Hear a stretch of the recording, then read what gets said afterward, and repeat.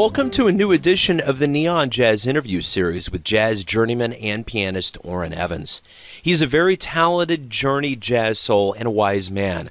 Over the course of our conversation, he talked about what he learned from Kenny Barron, the story behind his latest album that hit #1 on the jazz charts, who his heroes are in the world of jazz, and exactly who he thinks he just may be, along with many more surprises.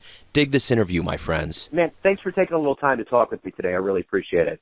Oh, no problem. I'm going to go ahead and dive right in here. I know you're a busy man, but I want to get kind of an idea of what's been going on with you lately. Staying busy, number one. I mean, besides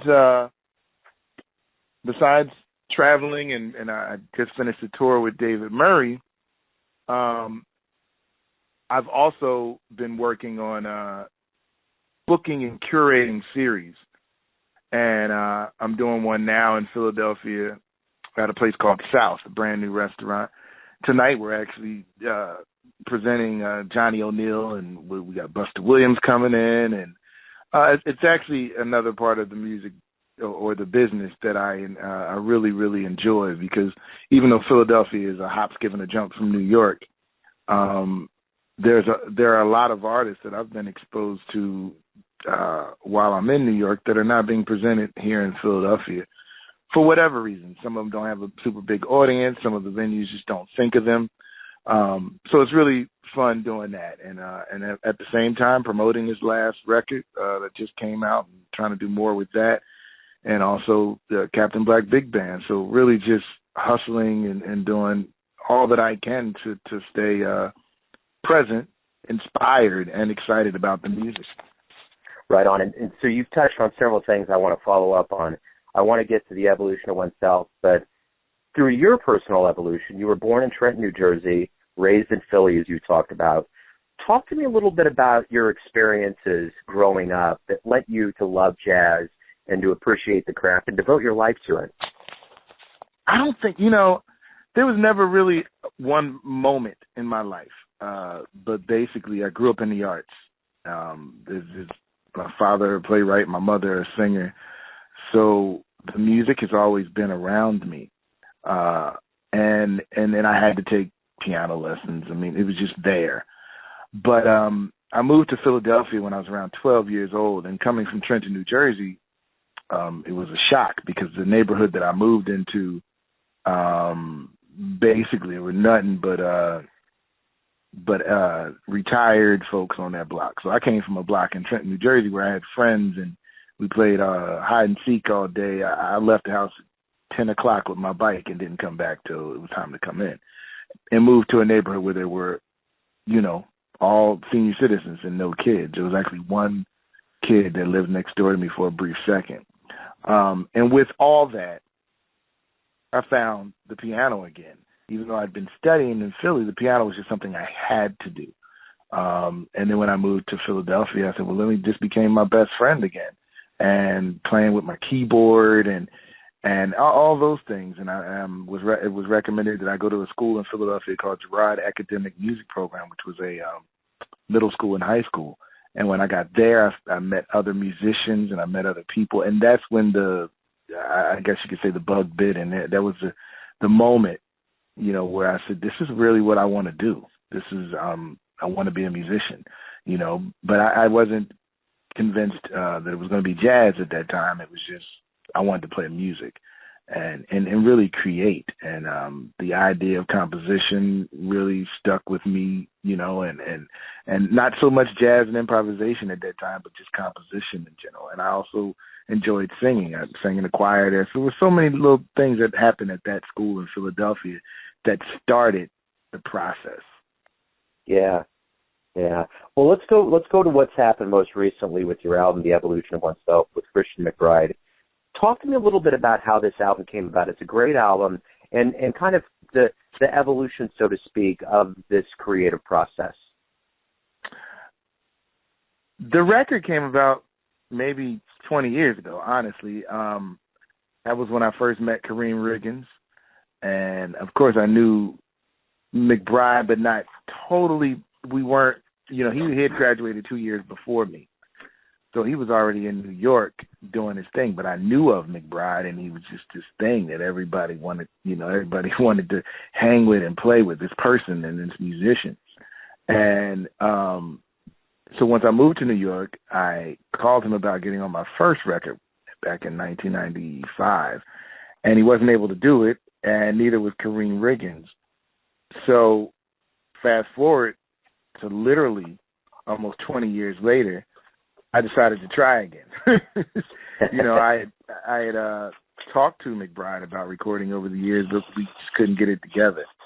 And then it came about, and this was one that all the pieces, fell in. I had just started playing with Kareem again on his own in his band, so we had that connection, and it was really the timing, but it was something that I had been working on for the last 20 years. Not directly working on it, but something I said, hey, when this, when the time hits, this is one of the projects I want to do, along with some other projects and some other people that I would love to document with. As far as the material was mostly material that I had been performing already, with maybe 2 or 3 tunes that were written specifically for this project. And I had never recorded some of them, and some of them I had recorded. But my philosophy on that is, creating new standards. We can record Autumn Leaves 1,000 times, or It Had to Be You, or whatever. And I'm not against that. I love those tunes, or even tunes that are contemporaries composed.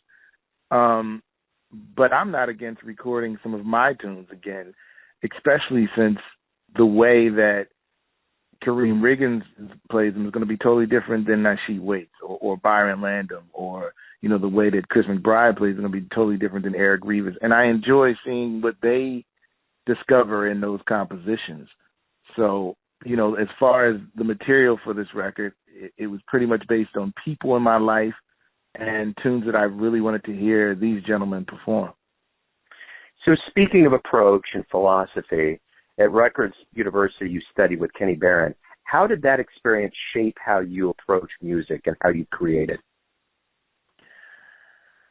It didn't, and that's not a diss to Kenny Barron, but my time at Rutgers was more about people, the business, life. I would sit with Kenny Barron during my lessons. We'd just talk about the industry, talk about different people in Philadelphia. And during that time, I was also curating. That was the beginning of me curating series. So one of the first bands that I actually presented was Kenny Barron. Yeah. I was able to bring Kenny Barron down to Philadelphia. So I don't know if that time with Kenny Barron had any influence on how I look at music per se. Like if I play things that, may remind people of Kenny Barron, except the importance of swinging. I mean, he definitely instilled that in me, just the importance of making sure things are swinging and where you find that swing. And it's not necessarily tangible, but once you find it, you find it. And the experience, Ralph Bowen was also teaching there at that time, and his approach to theory is kind of really what helped me compositionally, along with Ralph Peterson, who was a student there with, much, much earlier with Bowen and them, but I was able to meet him in Philadelphia. So those things and that way, but I don't think it was necessarily a musical thing, if that makes sense. It was more just life and how this business, how to succeed in this business, and, watching Kenny Barron teach for years and then watching him go back on the road, all of those things. And then musically, I just grabbed, and I continue to just grab from everybody around me, even my peers. It's like, oh, how are you approaching that? How are you approaching that? So that's how I look at the music. And hopefully the things that I'm grabbing from each of these people, it comes across as something that's good. Absolutely. And you've had 25 as a leader, starting out in 94 with the Orrin Evans Trio. So I want to ask you, over this career that you've had that's been full of production, What do you see has been the most prolific period of creating for you? Right now, I hope, or it hasn't happened yet. I hope. Yeah. I right now I feel extremely creative, but not, and I don't mean that as far as compositionally, or like I'm playing a different kind of way. I mean creative in different ways in which to present this music, different ways in which to play it with different people, different combinations of instruments. I really feel drawn, as I always have, to vocals and that aspect of being a part of my music. But I'm hoping that tomorrow and next year and next month and continues to bring me opportunities where I feel like, wow, this is it. And then tomorrow comes and I'm like, oh no, this is it. So I haven't had that moment. I've had, it definitely felt good to have a record that made it to number one on the jazz charts, and that feels good. But I mean, and this is not directed at radio or anybody else. But so what? I mean, we plenty of people have had number one records. But now what?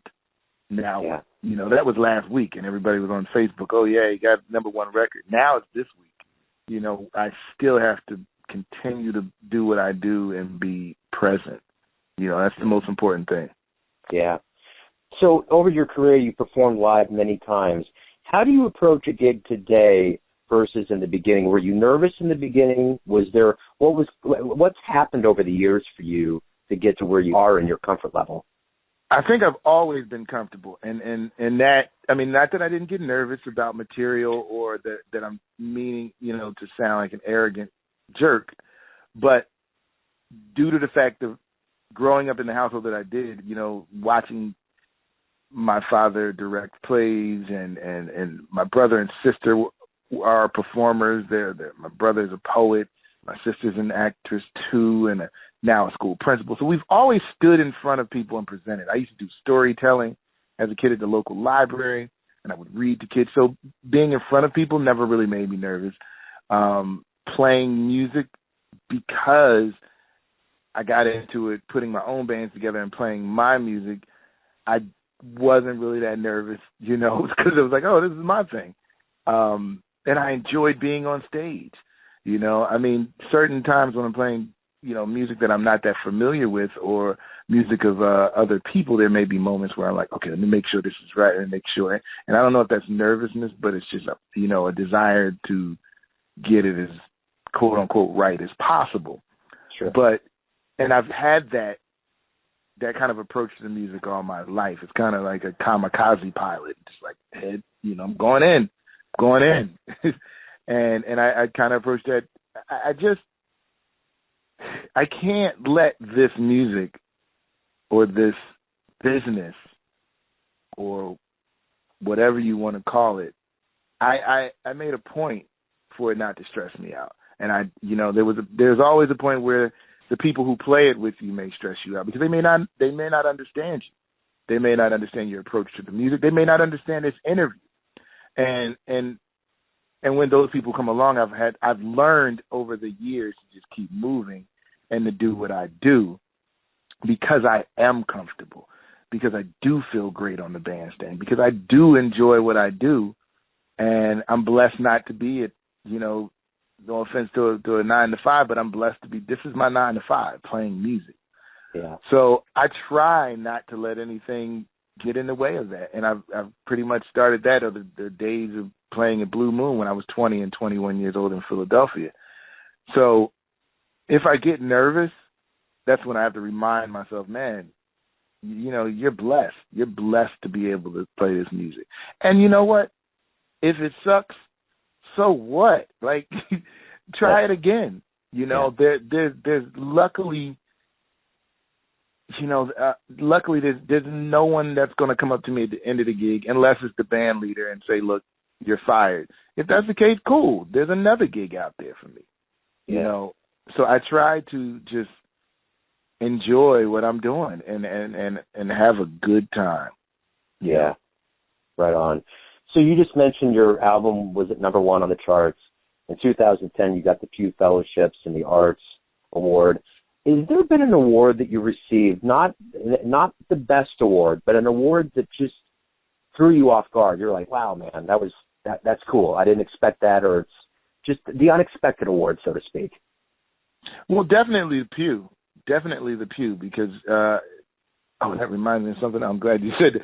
Definitely the Pew, because I didn't know about it, and that was it was great to get it in a city that I'm born and raised in Philadelphia, so got something from Philadelphia, because I'll be honest. I really love being from Philadelphia.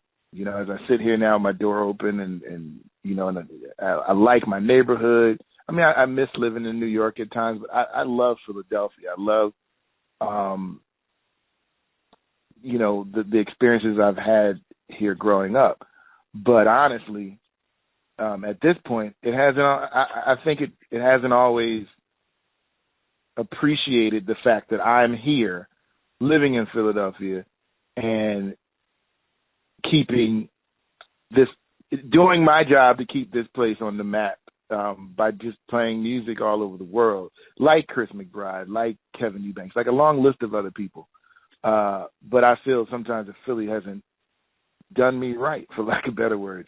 Yeah. So the Pew was a great start to feeling a little better about how Philly has shown me that they appreciate how much I appreciate being from here.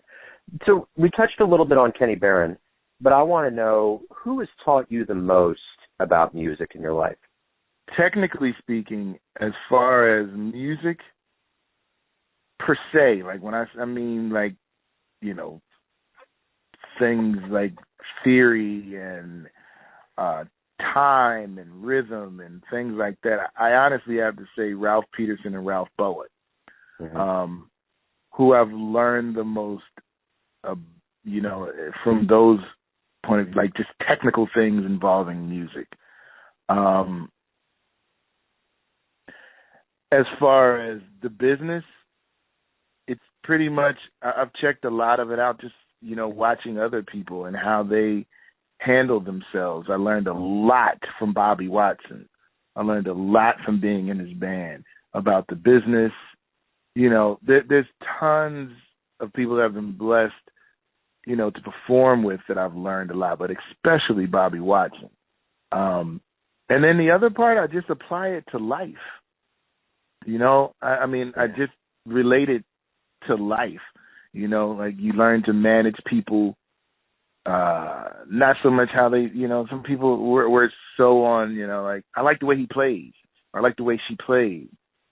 Sometimes I'm like, well, who are they as a person? Do I get along with them? I might not like everything they play, but if I get along with this person, we can figure out a way to play music together. And that just comes from, real life and trying to apply those things to the music. Yeah. So you mentioned a lot of real big names in jazz there. So I want to ask you, who would you consider your jazz heroes? Anybody and anyone that has continued to play this music at a high level and didn't give up, and that list can be, Gary Bartz and Branford Marcellus to Jackie Byard to, a long list. I don't have one hero per se.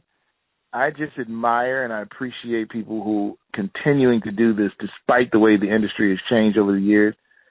Two of my peers, Wayne Escoffrey and Jeremy Pell, I have a lot of respect for them because I've watched them take their careers into their own hands and start booking their own things and creating their own recording projects and making sure, despite what the industry says, like, you're waiting for a record date, you don't have to wait for a record date anymore. You do your own record date, or you put your own tour together. So those people, I have different heroes for different reasons, but mostly anybody that's able to do this and continue to be out there in the street, giving back and playing, and Eddie Henderson, Al Foster, it's just, Mickey Roker. It's a lot of people that are still doing this that I've really enjoyed watching them and their process and their journey. Yeah. You know, coming from the land of Coltrane, there's always kind of this magical realm that people would love to see him live. And we're coming from Kansas City. I would love to go back in time and see something on 18 and Vine, whether it was Charlie Parker in the early days. So I ask you this. If you get into your nostalgia area of your brain and think about what would be one show that you could go back in time and see, who would you want to go see and where would you see that show? Man, that's a heavy one, man. That's a heavy one because this is going to seem weird, but well, I was going to say, luckily with YouTube, we're able to kind of go back. Yeah, we are, man. and see a lot of those shows. And there's some people I'm like, I'm glad I didn't see them because maybe I wouldn't have liked them as a human being, and I didn't, So I'm glad I didn't get to see their show. But there's a lot, man. I mean, the first one that just came to my head now is probably if anybody's listening, they'll say, why did you say that first? But I would have loved, and I'm not a concert goer. I'll be real. I don't like concerts in big venues. I don't like that. I would prefer to see whoever I wanted to see in a small room, a small very intimate. Not that I need to talk to him or be near him. I just don't like, like everybody's going to see Stevie Wonder now. I have no desire to see Stevie Wonder. Not because I don't love Stevie Wonder. I just don't want to be one in a million in a big old order. That's never been my thing. Now, if Stevie Wonder shows up at the Village Vanguard and does an unplugged gig, I'll be there in a second, know. So with that being said, I've never been a real big concert goer. So the venue would have to be somewhere small and intimate. And I would definitely love to see Jaco Pastorius, to have seen Jaco Pastorius play. This is Michael Jackson in a small, intimate place. Yeah.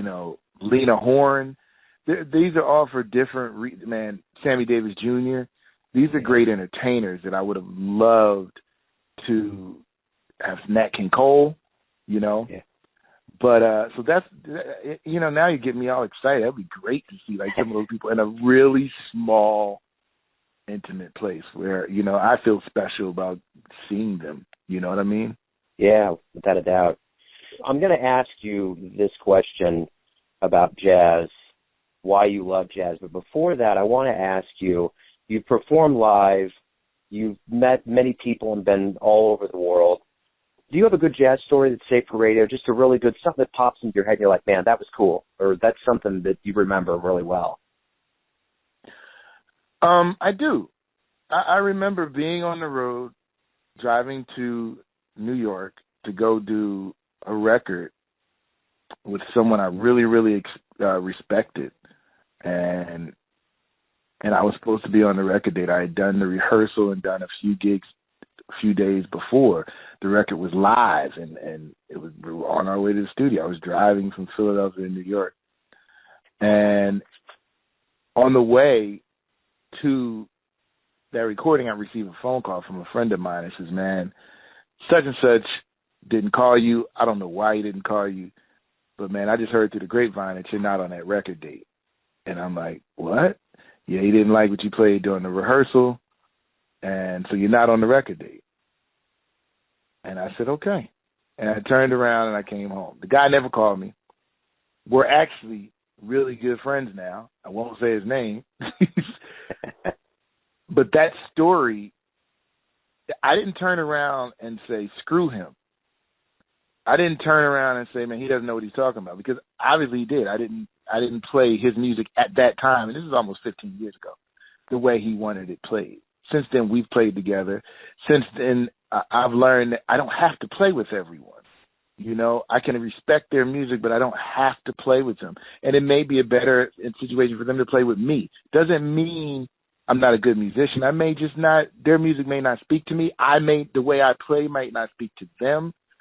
So that jazz story, and why I chose that story, is because that's one of the most important things that I've tried to deal with this music. It ain't personal.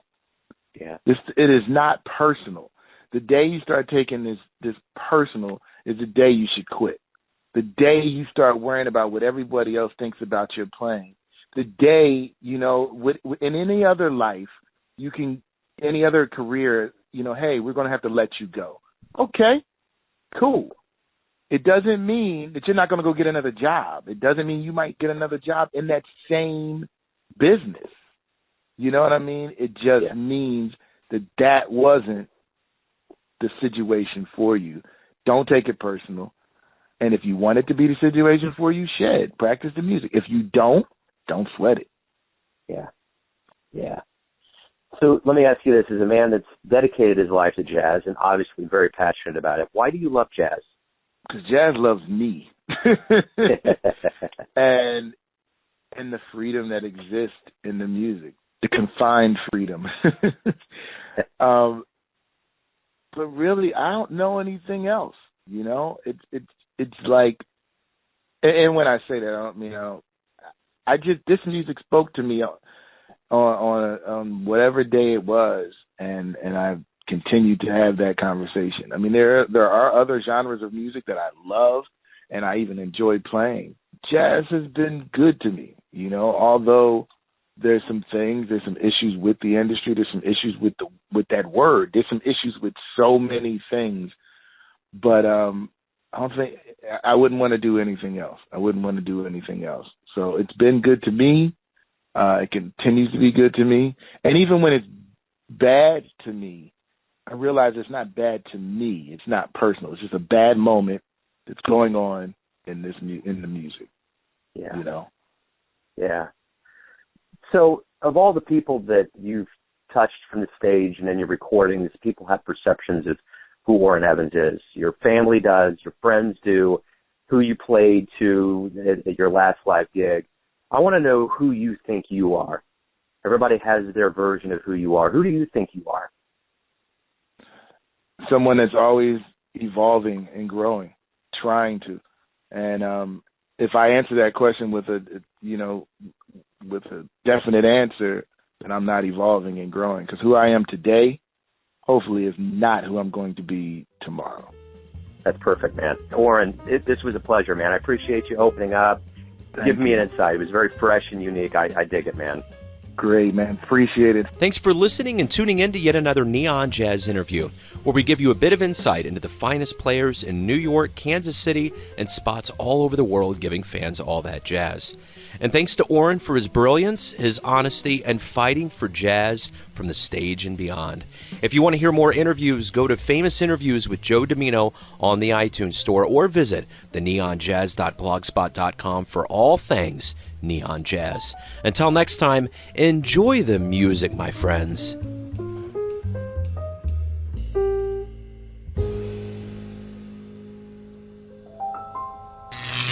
Neon Jazz.